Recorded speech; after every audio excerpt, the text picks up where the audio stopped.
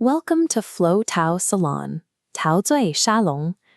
Today we're looking at a 2026 report from the Tengyi Research Institute that shows how young women are quietly bending automaker strategies to fit a new reality.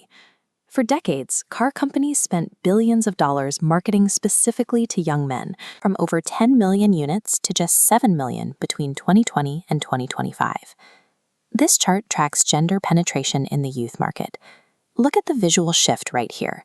The green demographic representing female buyers crosses the 50% threshold to become the new majority.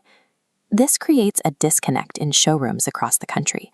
The vehicles on display no longer match the demographic that is actually showing up to buy new cars.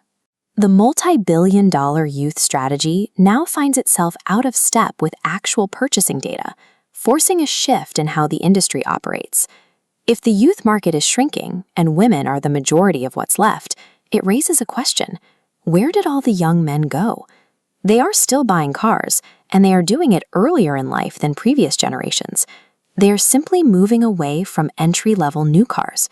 It comes down to financial logic. A young buyer with a 60,000 RMB budget can choose a basic, unexciting new car, or they can use that same money for a used premium luxury brand like a BMW or Audi. Most automakers failed to anticipate this massive shift toward the secondary market, continuing to push new models that can't compete with the prestige of a used luxury badge. Because young men have effectively migrated to used car showrooms, traditional marketing for male-targeted new cars has lost its primary audience. Young women are also buying cars earlier, but nearly 90% of them demand new vehicles. This creates a massive opportunity for brands that understand their specific priorities. This chart shows the priorities for different buyers.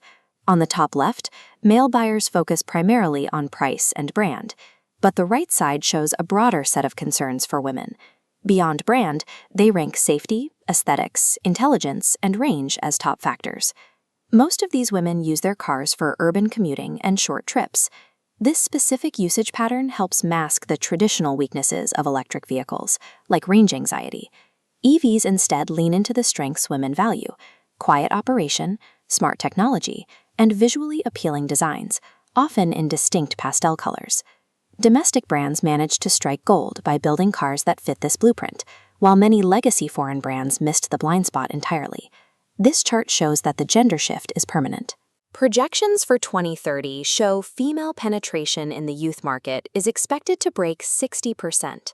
To stay relevant today, companies must pivot towards specialized aesthetic vehicles like mini cars, smart EVs, and compact off-roaders. Here is takeaway number 1. The youth market for new cars is now led by women, as many young men have migrated to the used car market. Takeaway 2. The definition of a youth car has moved past the aggressive gas-powered engine toward the highly aesthetic, intelligent urban EV. And takeaway 3, prioritizing the female demographic is the central requirement for automakers to remain competitive over the next decade. Thanks for watching. 陶醉沙龙，马年行龙。